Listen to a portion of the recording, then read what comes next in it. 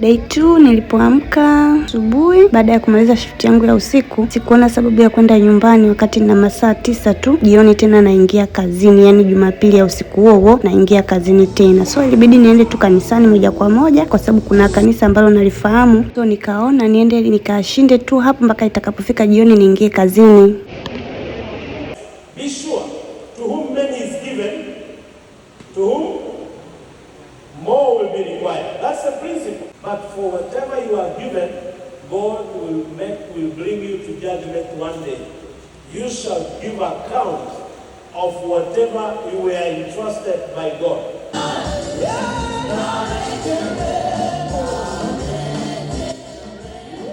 Basi na ibada ya Kiingereza ikawa imeisha, wengine wakawa wanatoka, wengine wanaenda kunywa chai kwa ajili ya kusubiria ibada nyingine. Somo lilikuwa nzuri sana ambapo tulijifunza divine principle of prosperity. Na hapa nilijifunza kitu, kumbe pia kufa maskini inaweza ikawa ni dhambi.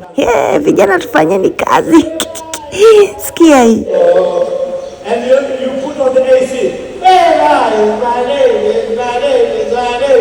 You like to with your song.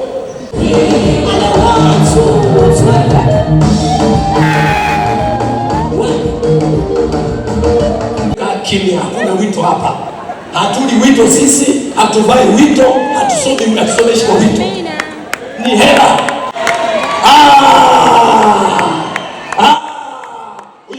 Basi hatimaye ibada ikaisha, watu wakaelekea majumbani. In case you're wondering, nilioga hapo hapo kanisani na kuelekea kazini. See you.